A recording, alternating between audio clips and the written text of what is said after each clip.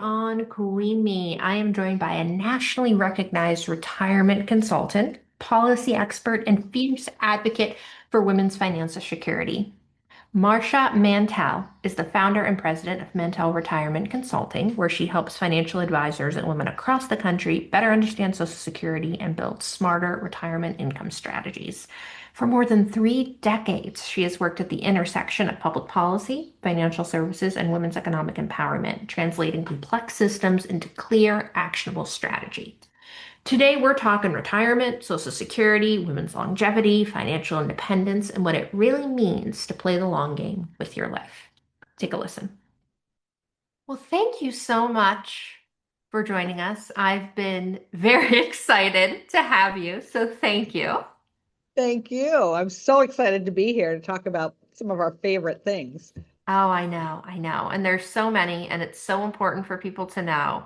But before we dive into the strategies and things, I want to hear your story. So, what led you to retirement consulting and really made you realize women need an even stronger voice in this space? Well, thank you for asking because I think like most women who have careers, you went one of two paths. You either knew exactly what you wanted to do. I have a few college friends, they knew they were going to be lawyers or knew they were going to be psychologists or whatnot. Super. I did not fall in that camp, Ashley. I was more of that. I need a job. I need to pay the rent. We need to eat. Kind of that simple. So I 100%. got jobs Mhm. and I job hopped here and there and everywhere. Um, you just got jobs. And it wasn't this over thought, this over, engineered kind of thing. You just, I mean, really the basics were what they were. And as you got into the jobs, then you found out things you didn't like. Like, oh no, I don't like to do that. Oh, that I really don't want to do. Yes.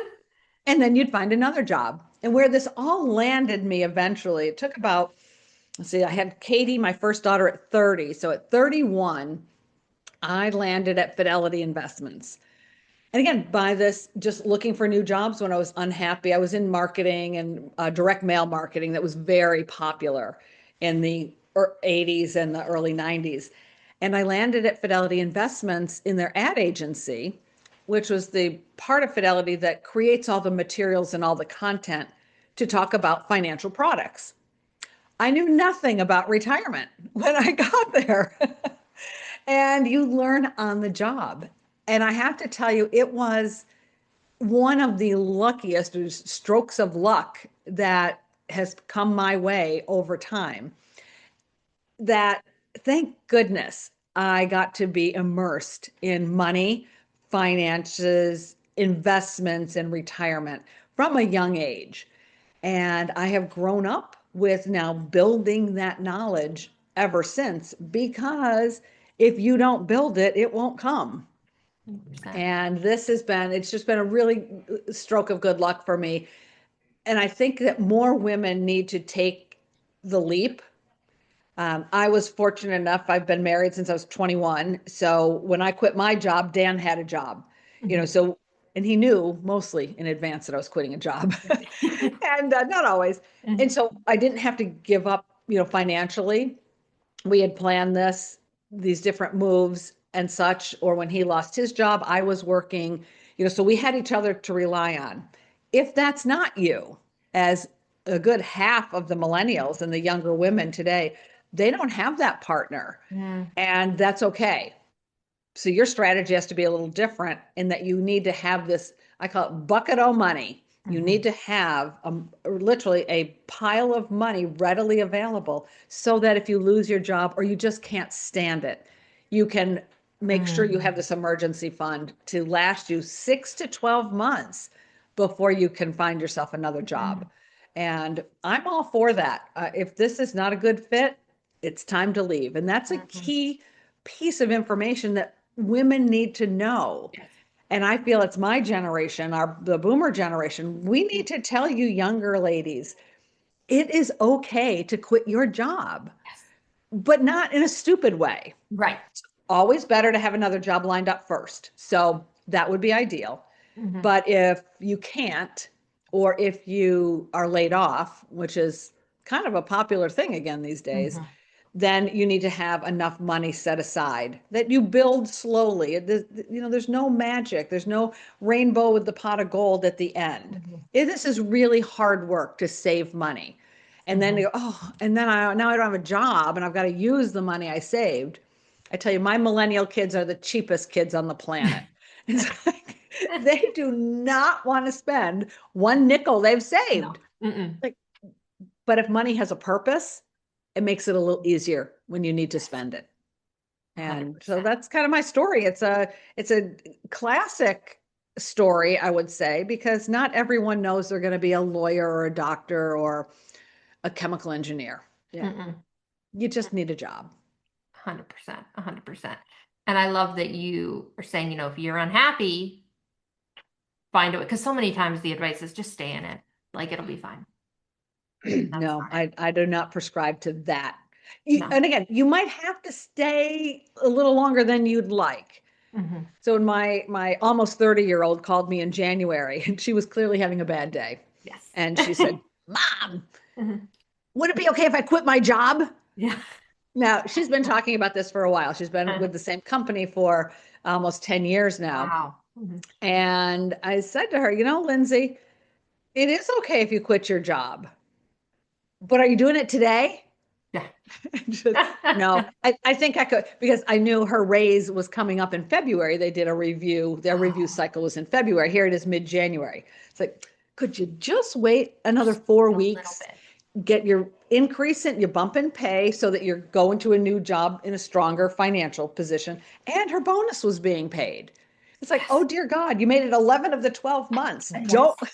don't crap out now. Yes. Yeah. Yes. So yes, you can quit, but be smart. But be smart about it. And I think when we had first connected, I mean, I said to you, there was no one that taught me about any of this stuff. I mean, Yeah. there's really not. And so I'm excited that you can start to teach us this for our conversation right now, because let's I'm look at so Social glad. Security first. I mean, Yeah. one of the most daunting, I think, misunderstood programs for people in America. So, can you talk us through it, like the biggest misconceptions you see? I mean, I'm the person that's literally said, I'll figure it out later. Like, Yeah. I'm not going to worry about it right now. And that's not what we need to do. So, can you walk us through it? Yes. There's a part of that is good news, meaning that right now, and for the last handful of years, and it's going to be through the end of this decade, we're going to see increased more and more and more, I call it hype and hoopla of the headlines, talking about the number one biggest misconception about Social Security is it's going bankrupt and it won't be there.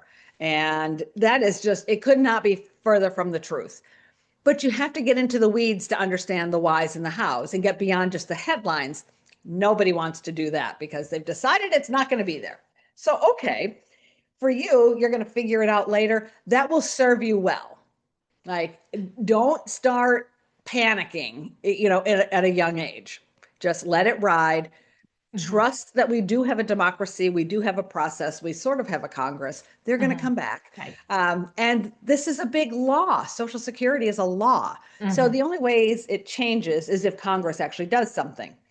They are also on the we'll figure it out later path. So they've got a few more years to figure it out. We'll put some pressure on them. Yes. But it's also not helpful to figure it out later because if you truly believe Social Security won't be there, Hmm. and I do hear from my millennial kids, oh, Mom, nobody in my generation thinks it's going to be there. Mm. Okay, you can have that belief. It's wrong, but I'm not going to change your belief. Right. But what are you doing about it? If you're not going to get, let's call it $3,000 a month in income when you're old and no one will hire you, Mm. where's that money going to come from when you retire?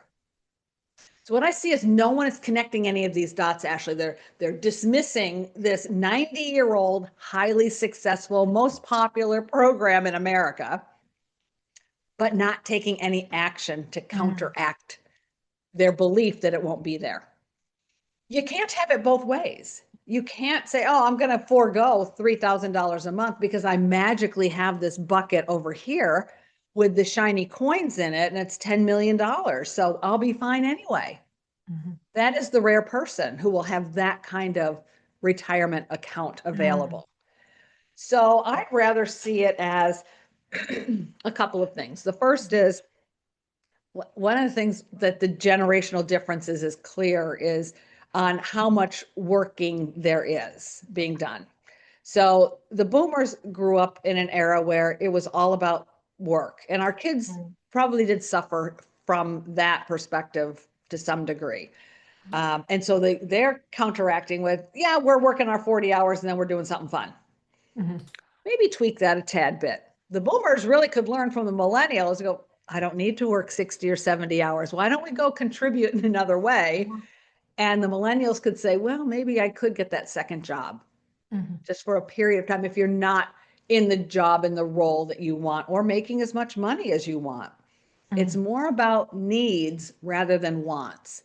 And so Mm. that's kind of that mind shift that needs to happen. Otherwise, you're not going to understand the program and you're not taking the right steps in your 20s and 30s so that you can have retirement. And y'all will retire. Uh, You're just not going to want to work forever. I can tell you that for sure. Yes. Even when you have the job of a lifetime, Yes. there comes a time when you can't keep up with the technology or you really want to do other things. So making sure you're putting the right pins in place when you're young is kind of the key. And Yes. so just know that Social Security is not going bankrupt and it is dependent on your own income. Yes. That's a big shocker when people in their 50s and 60s find out, what do you mean it was based on my own income? Right. Yes. Well, it's a law with a big ass calculation that goes in with Yes. it. And that calculation says we're going to look at your highest 35 years of earnings. How high Mm. were they? That's what your benefit is calculated on. So, Mm. those are some key pieces I think it's important for every woman to know that That's you so, control some of this. that's so helpful. So, if there are women that maybe, and I've known this, I mean, I've had women in my family that have, you know, stopped, traditional work, maybe have taken care of the Yep. kids, maybe they've gotten divorced, a career pause. How does that impact Social Security or your retirement outcomes? Like, what does that look like? Because I truly don't know the answer to that because you're thinking of it, you're like, oh, that won't, I don't have to worry about that right now. But I'm curious, what does that look like? Yeah, it's dramatic. So, Mm. if we look at a woman's typical career path versus a Hmm. man's, and I Hmm. literally mean by these genders, Hmm. it's not applicable to everyone, but this is pretty classic. There aren't a lot of men who stay home to take care of the kids, though there are some, and Hmm. there aren't a lot of men who have to come out of the workforce to care for aging parents. Yes. By our culture and our society, these jobs fall to women Yes. mostly. Hmm. So what happens is I call them popcorn careers for us women because we pop in and out of the workforce. Hmm. Even the best of jobs, even the highest income people, the highest educated, it does not matter your path. Hmm. The fact is when you decide to have children, those children do not take care of themselves. You have to take care of them, whether you signed up for that or you 100%. didn't. And that dramatically changes a woman's financial abilities in a long run. We look at the career as about a 40-year run from about age 25 to about age 65. Hmm. And in that 40 years, those are your best 40 years, Hmm. you are popping in and out of your career Hmm.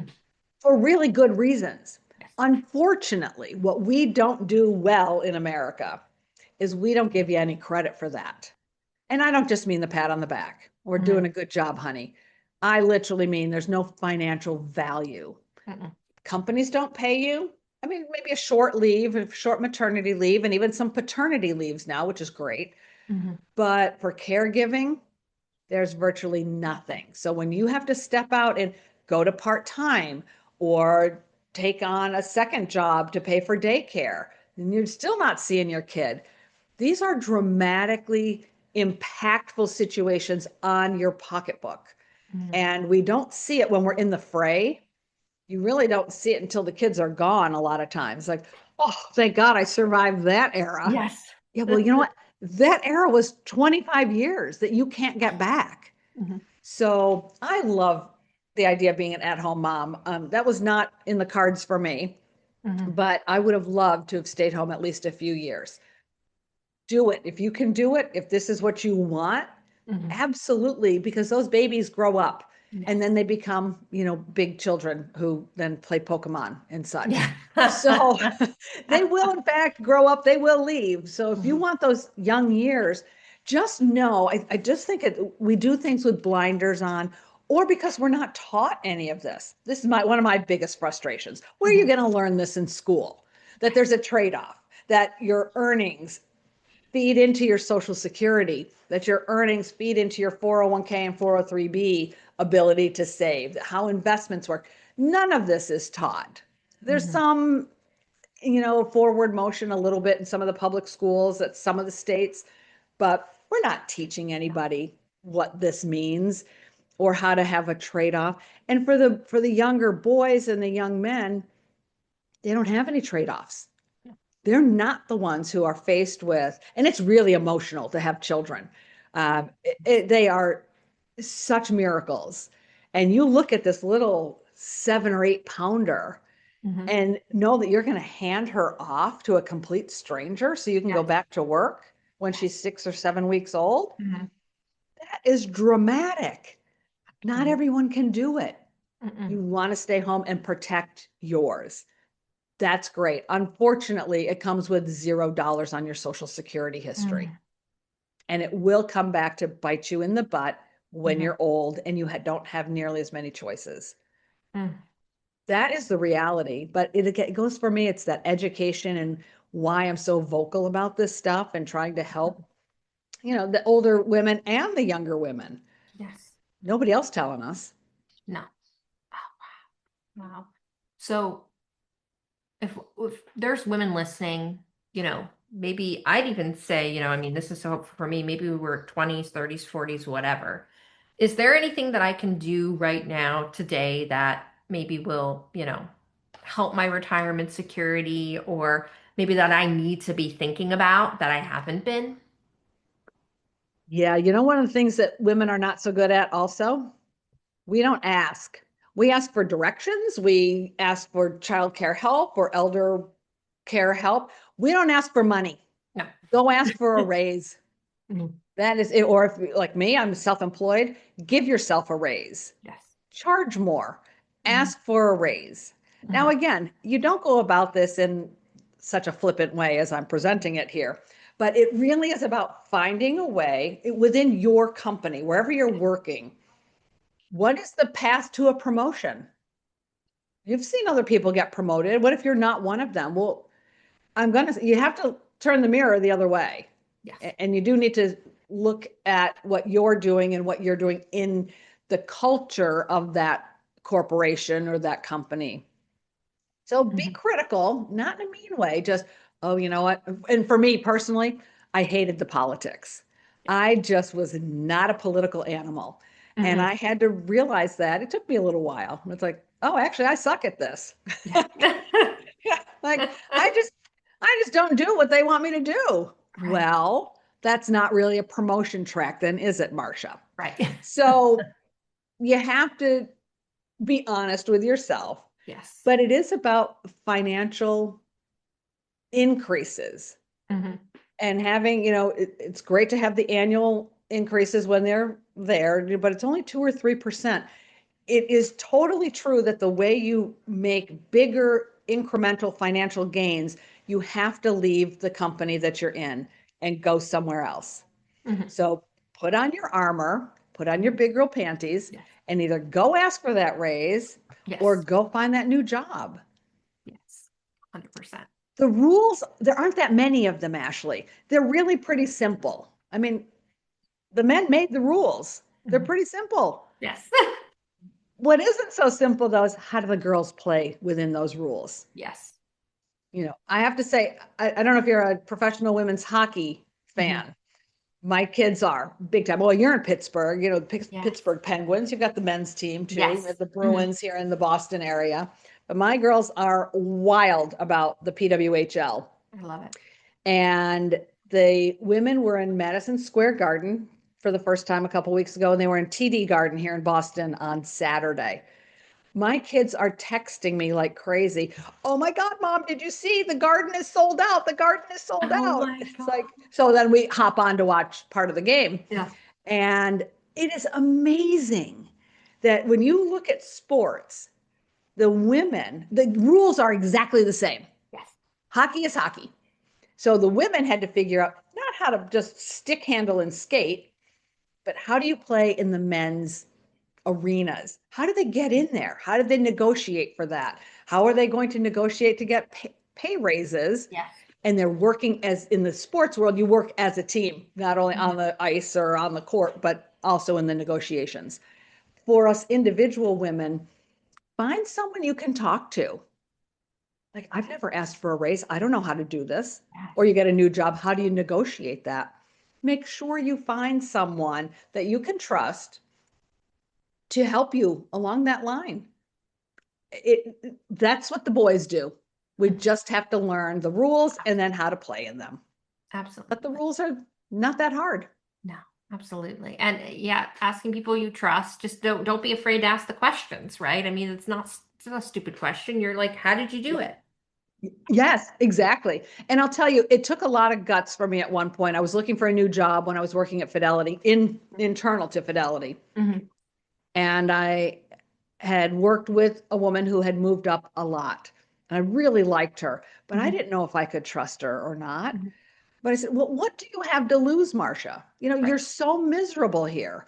Call her and see if she will meet with you for a half an hour and Hmm. tell her you want to talk about a career path.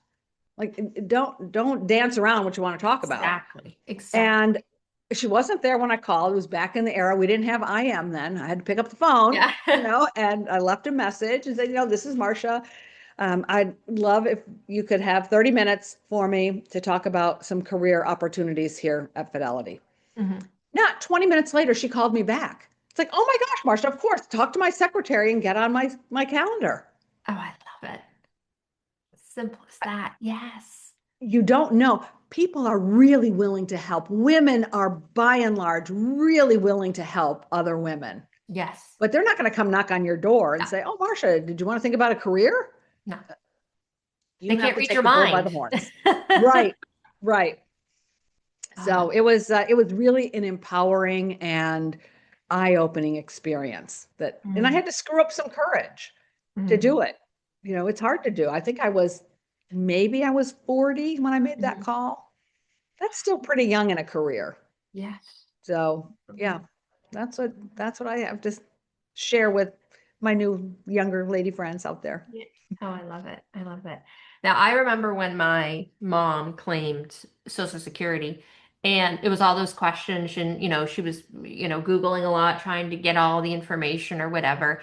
And of course, like I couldn't help because I didn't know, about it, and I Right. was learning myself. So, for women that maybe they're getting ready to claim, they are claiming, what are some of the mistakes that maybe happens in this, or maybe what are some things that they should know about when they are claiming? Yeah, that's really an important question, Ashley, because here's what happens for all of you who are not yet in your 60s. You have these milestone birthdays, right? 21 was great. And then 30, oh my God. And then you're 40. It's like, what? 50 comes and it hits you pretty hard in the backside. Wait till 60. Mm. You've worked almost 40 years, whether you worked outside the home or inside the home. You've been on your feet Mhm. working for 40-ish years at this point. You're really tired.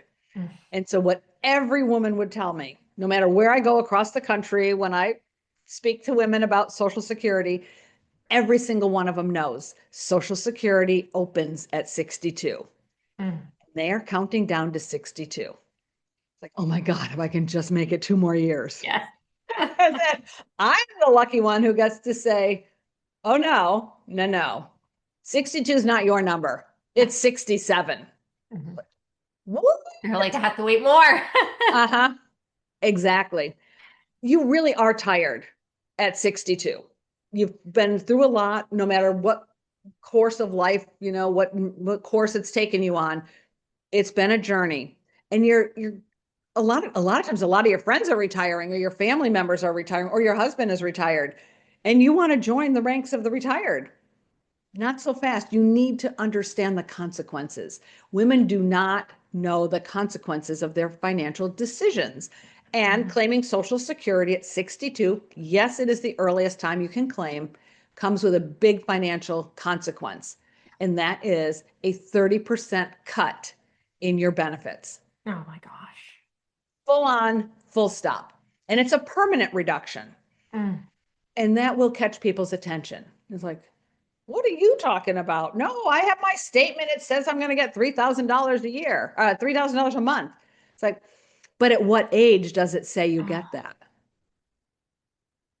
At 67. Yeah. It's Mm. not at 62. Social Security is meant for one and only one thing. It is meant to protect us in our old age, to have a small safety net. I think of it as a hammock, this little safety net whereby you will be able to put some food on the table, nothing elaborate, and help pay for your rent or your housing. Yes. That's what it was designed to do in 1935, and it delivers on that every single month for 90 years. Mhm. It's not changing, No. but we don't know that. And Mm. because we're tired, we don't make the best decisions sometimes. So claiming at 62 is the number one issue I see. And claiming before full retirement age, I want to say it's 60 or 62% of women claim before 67, which is their full retirement age, Ooh. and lock in a permanent reduction in their monthly income for their Mm. old age. I think that is just terrible. Mm. Sometimes you have to, right? You're really sick or you lose your job. There's a reason that the door opens at 62, but we should see about only 10% of women claiming at 62, 3, 4. Instead, we see 60% of us. So Mm. that for me is a huge issue. The second big issue is women who are married Mhm. often are married to a man, and the Mm. man has a higher benefit amount because, Mm. again, his income has been nice and steady and growing for 40 years. Mhm. So he has the bigger amount, but the two of them don't coordinate. She doesn't realize that what he does dramatically impacts her, Mm. particularly if he dies first. Mm. Because the rule is when you're married and a spouse dies, one of the Social Security benefits disappears that same month. The one that remains is the higher one. Mhm. So if Dan has the higher Social Security benefit, we want him to wait all the way till 70 so that if he dies first, I will lose my Uh, lower benefit and I step into his shoes and get the higher benefit. Because ah. now my household is down to one Social Security check, Mm. not enough coordination between the spouses. And the other situation I see a lot is on the divorce side. Mm. Divorce situations are always, well, they're not really funny, but they're kind of funny, actually. So the way it plays out, and it's very different right on gender lines. I'm going to be honest here. The women don't know that they can claim on their ex-husband. You have to meet a bunch of rules, but you may be able to claim if you were, especially if you were the at-home mom or you had a much smaller dollar income relative to your ex. If you were married 10 consecutive years or longer, the two of you had established a household, a financial and an economic household. So Ah. that stays intact, even though you're divorced. Might be divorced for 30 years. So what? Find out, ladies. Ask Social Security, would Ah. I get a bump if I claim on my ex-husband? Ah. Many, many, many women get a bump. Might not be a huge amount, might be 150 or $200 a month. Some of them get 4 or 5, $800 a month. Do not leave this money on the table. No. The other side of divorce, though, are from the men's perspective. And I get a very different. So where the women don't want to ask, they don't want to rattle the cage kind of thing, or they don't know. The men are furious. What do you mean I have to pay my ex-wife my benefit? Yeah, you don't. It's all in the calculation in the law, how benefits get calculated. And it's Ah. already been factored, then a bunch of us are going to be divorced. Yeah. So for the higher earner, they don't lose a nickel. They get whatever amount they're entitled to. If they remarried, their new spouse, their second spouse, gets whatever he or she's entitled to. But if you're the unmarried ex-wife, in most cases, you check, you call Social Security and find out, am I Oh, entitled to some additional dollars? And don't be oh, shy about it. You don't call your ex no. spouse, you call Social Security. Really? Yes. So, So what if a man is, has multiple divorces? mhm, Does it's the, okay. oh, got it. That was also baked in. The Congress in 1935 was virtually all men. There were one or two women somewhere in Congress at that time, but they all know their behavior. Yeah, They get 100%. married, they get divorced. They get married, they get divorced. They are widowed sometimes. So they built in knowing that some men will marry several times. And the key, though, for everyone, you had to have been married 10 consecutive years or longer.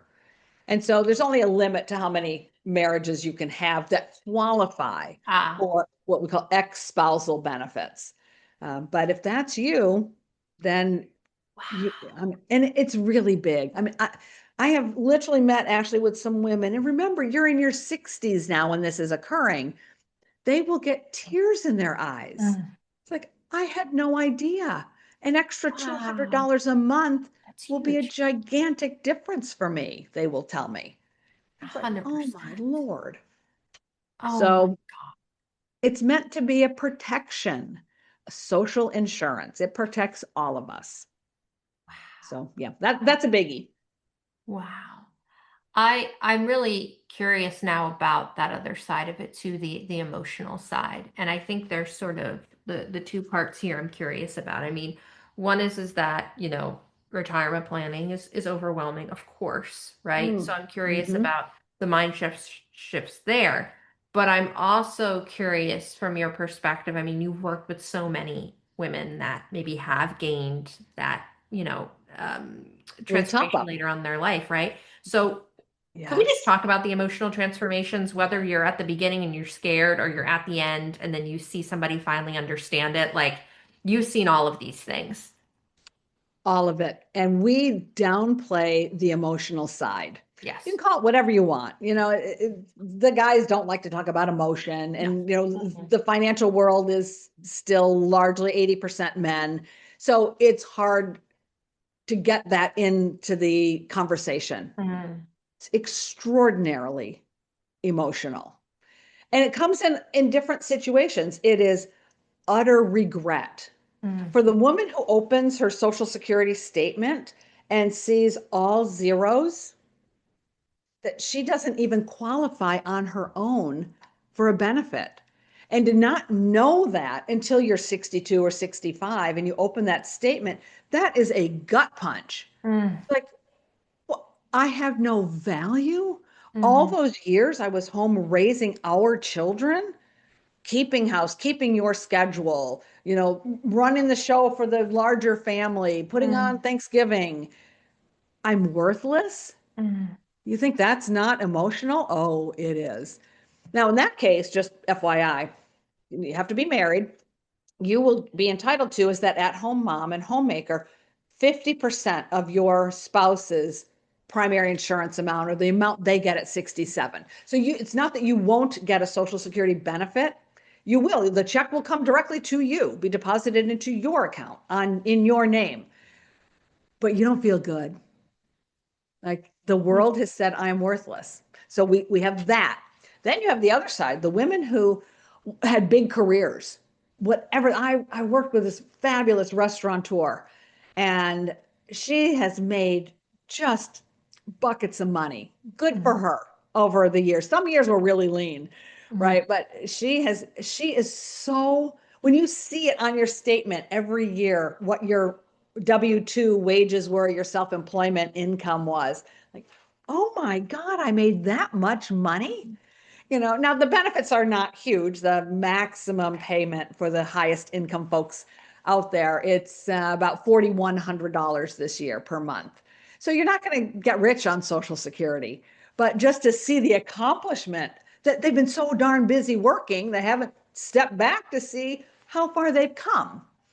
So when we talk about Social Security in particular, when we're talking about retirement income, it's there in black and white on somebody's statement and their earnings record. And a lot of times it is the first time anyone has taken that step back and you Mm, see your entire 35 or 40-year career. It's like, wow. Or I see it in 1991 and 1996.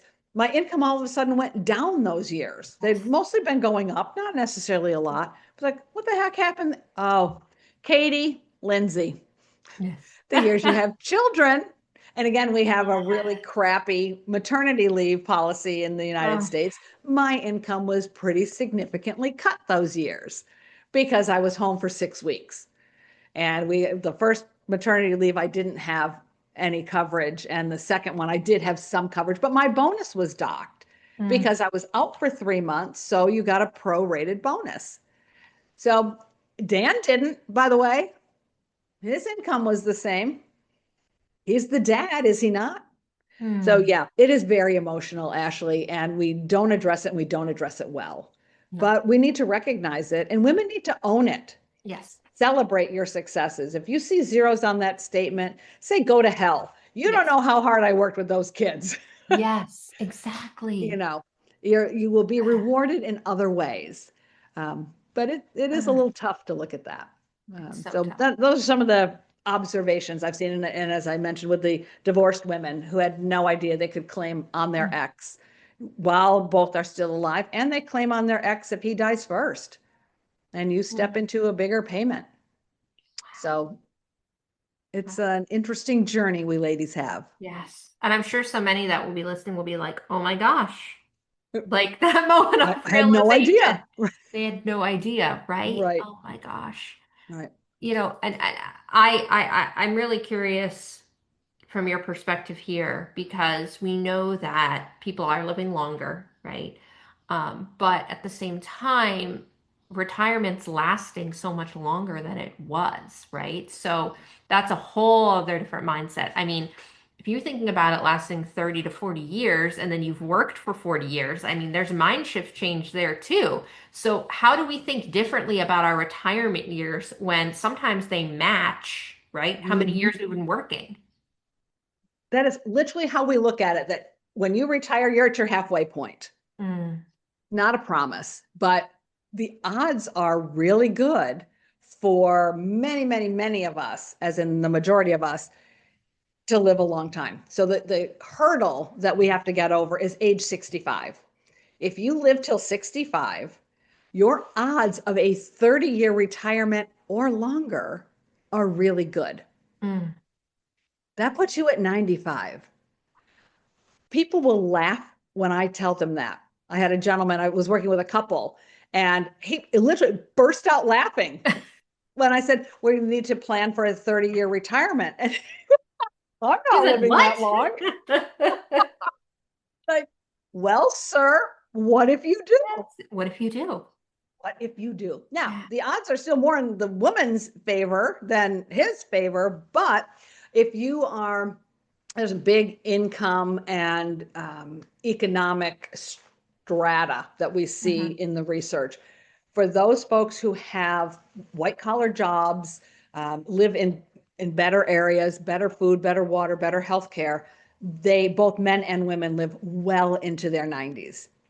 For those folks of color, a lot of times, particularly the men, can live a lot shorter of a lifespan, which is really unfortunate, or those who are lower income. Life is just so much more stressful. And Hmm. you don't always have the access or the finances to go see the doctor and have the highest quality food.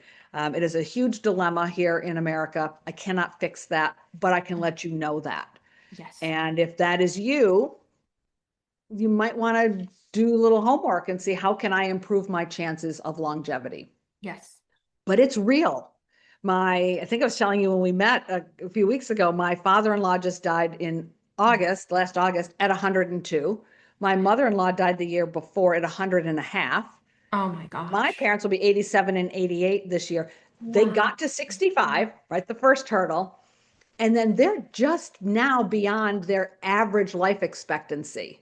in their mid 80s. It's your mid 80s where half of those between 65 and 85 are now dead, but the other half, another 50% of us are still alive. And my mother, I saw her for Easter last weekend and she's shaking her head. It's like, my mother died at 73. I never thought I would be here on at pushing 87. It is disbelief, but we need to make it not so disbelievable. It is a real thing, and we really need to plan for it. And that's why I say, don't worry about age 60 or 62. We want to be shooting for 70 to keep Yes. working until 70. Maybe you can't do it in your current job, it's too demanding. I work with a lot of firefighters and police officers and such as well. Those jobs you cannot do in Yeah. your 70s. They tell me, oh, I might take on traffic detail. But even that's hard. So If you hard. haven't tried standing on your feet for 4, 6, or 8 hours in the blazing sun or the bitter cold, Yes. why don't you go out there and try that? Yes. See, see just how easy Just a that little job is. experiment, you know. Right. So our bodies can't take it physically, but there's a lot we can do, and we need to learn to age well Mm. as we're moving through the decades. And it is decades in retirement. And that's Yes. why waiting longer to claim Social Security, it's so important. No one's going to hire you at 80. No. I mean, no one. Mm-mm. Let's be serious. And most of the older Americans are women, Mhm. um, by a lot. Something like 65% of us in our 90s, 65% of the population are women, 35% men. No one hires you then. You want as much income as possible for your oldest years. You still have to eat, you still have to live somewhere, you still want to shop. Like, Yes. hey, I'm not giving up everything just because I'm old. Exactly. you know? So Exactly. you really have to be smart about those early years. And if you missed your 20s for saving and making really good strategic career moves, so what? Then do it today. Yes. We don't look backwards. You just look forward, keep going. That's what we women do. We just get up every day and Exactly. tackle the world. Hey, sunny today. Let's go find a Yes. new job. Exactly, exactly. And it's okay to just start having these conversations now because you're bringing it up, right? And you're Yes. you're you're asking the right questions and don't feel embarrassed, Don't feel embarrassed Right. that it might be late that you're, asking some of these questions. Um, Exactly. this is so helpful. Um, I'm so glad. I already have 50 bajillion other questions, and I think we might need to do, almost like a part two where people ask more Oh, questions because I feel like we're just getting to the, this is kind of hitting the the surface, overview. right? Yes, There's a lot more exactly. nitty gritty underneath. Mhm. Yeah. Exactly. But this is somewhat, I think, of a more fun question for you because we ask this question in a little bit of a different way each time, but for you, it comes in this form. What does it mean to unleash your inner queen, especially when it comes to money, long-term security, and owning your financial future? Oh, your inner queen. Oh, I did tell my children I was the queen for a Yes. long time. I They did love not it. want to believe it. It's like, No. I didn't see your princess dress, Mom. Yes. It's like, yeah, but I am. But I Uh, am. I think the most impactful thing we can do to unleash this inner queen, Mm. own it. Meaning, we call it at my house the MFF, the Marcia Freedom Fund. Oh, I love it.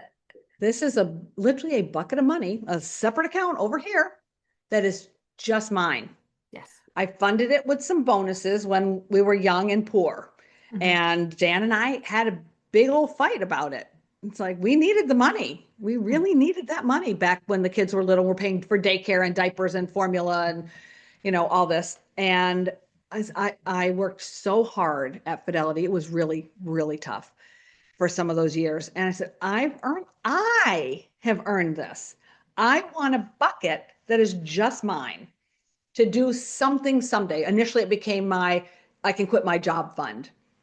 And it was, in fact, that, although it turns out I didn't need it because I landed consulting gigs right away. So, okay, it could be a wedding account for my kids if they ever decide to get married. Unlikely. So it might be diamond earrings that I've always wanted. I can do whatever I want with that. And I know I can. And Dan, I mean, if you're in a couple, you've got to sort of come to some agreement here. Dan recognized that eventually, and he said, it's really not a bad idea. He Mm. said, you can have a Dan, a DFF. He Yeah. goes, all my money's yours anyway. So Ah. whatever. But you do, because it gives you this ownership. It should be Mhm. just in your name, same as having your own credit card just in your name. Yes. You share a lot when you're building a life together and you have relationships. I'm a huge fan, but you still have to be your own queen. And that Yes. comes with some Oh, I love money. that. If it's $10 a week, I don't care. That's your money going into your account that will Yes. eventually build up to something bigger. So that's what I would love for all women to be in that. It's a powerful position to be in, even if it's not a lot of money. It's your money. It's your And there's a money. big difference. Oh, I love it. I love it. I learned so much from you. I feel like every time we talk, I learn so much I'm so more. glad. And you're going to be on so many more times because Oh, this is Ashley, anytime. beyond helpful. Oh, good. If people want to connect with you, ask more questions, maybe there's a lot of, younger women that are like, I don't know where to start. What do I do Yeah. next? What are some of the best ways that they can connect with you? Yeah, they can absolutely shoot me an email and mention that you heard this podcast so I know where you came from. Yes. And my email is just my name, Marcia.Mantell at mantellretirement.com. Mantell has two L's. Marcia is spelled like Marcia Brady. If any of you young people know the Bradys, Yes. Marcia.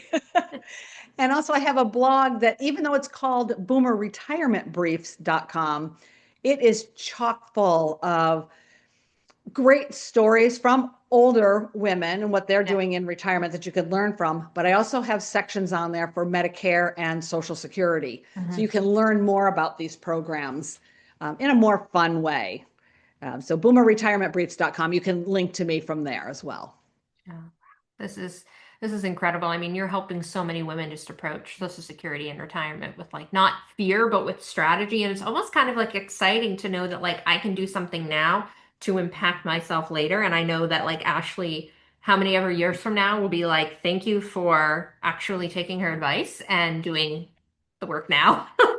So, And I truly believe that because I have someone to thank, also a boss back when I was, I don't know, 25 or 26, when the 401k was literally just invented. mm, And it came to the company I was in, and we didn't know anything. I mean, I'm a kid, right? right, 25, we don't know anything. right. And he says, put your money in the 401k. It's like, I don't even know what that means, Tom. What do you mean? He goes, just put, and I think it was 3%. He said, just sign this paper and Yes. tell me that you want 3% of your money put into your 401k. Fine, you sign the paper and go on with your day. It's a And good thing. yes, it just changed it, right? And you're like, Changed just sign everything. it. Okay. Sign it. Yeah, Um, 3%. We can all do 3%. we can all do 3%. Yeah, We can all do 3%. Oh my I love gosh. it. Ashley, I'm so glad you're bringing this podcast to younger women. We need to know this stuff. We need to know it when we're younger, even though it's like Social Security. You have to be like 120 to get that. It I promise you 60 comes really fast. comes so fast. It comes so fast. You're so incredible and so helpful, and we're so grateful for your time. Thank you so much for joining us. You're very welcome. Thank you.